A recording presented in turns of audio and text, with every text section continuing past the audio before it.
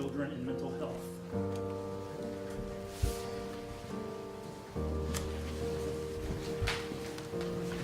Senator Bain, Representative Byrd, thank you for allowing me to speak.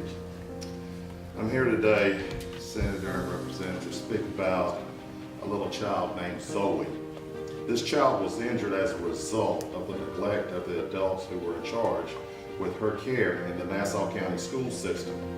You may have read about Zoe and her situation in the local news, and I may have asked how this could happen.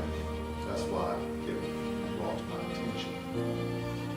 Last year, twice I spoke to the school board about the need for competitive bids for the provision of mental health services that are critical to the children enrolled in the ESE programs in our school.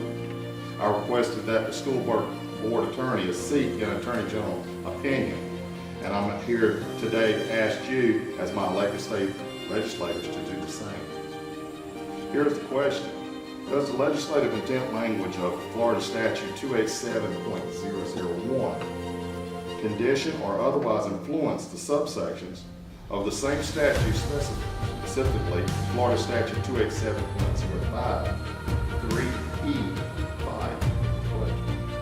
Let's be clear, either the intent of the legislature should mean something as it is related to how public entities, such meaning on what happens in each subsection, stands alone and is forced and effect upon the law. Florida State Statute 287.001 says, I believe, y'all can read that yourself, but I'll be going through it. I believe that when the Nassau County School Board eliminated the starting point behavioral health after 20 years of service and no real cause, and then awarded the contract to a startup mental health company with no prior experience, there was bound to be problems. The first change that the new mental health leaders made was to order that the ESE kids be bused to a central location that could consolidate the kids. The school district bought the wrong vans, which had to be sold, and had here recently we learned about their terrible abuse that a young child named Zoe suffered while being bused. I believe that there is a connection and that the school board, if they were unhappy with Starting Point, then they should have sought through a competitive bid process a new provider agency to help improve care for the most vulnerable among us. Instead, what happened was the school board decided to award a contract on a no bid basis to a friend who had a startup company with no prior experience and would have been even considered in any other county. What happened next was a parade of mistakes. That, in my view, resulted in circumstances that led to placing Zoe in harm's way. Could this have been avoided if there was a more experienced and qualified mental health provider and better decisions?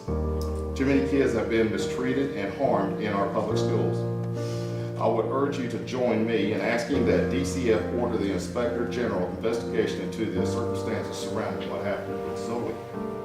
I would urge you to join me in asking our new State Attorney Melissa Nelson to take a bold step and ask the grand jury to take a closer look at mistreatment of children in our schools. Just look at the data. Ask your staff to get the facts and learn the truth. Finally, I would urge you to ask the Attorney General Pam Bondi and ask for another opinion on whether the legislative intent of Florida Statute 287.001 conditions or otherwise has any influence on the later subsections such as Florida Statute 287.057. And finally, with 9 mental health companies in the area, it just seems like common sense that you would want competitive bid processes that impact care of services to the children. Consider the being of the bird. I hope you will stand with me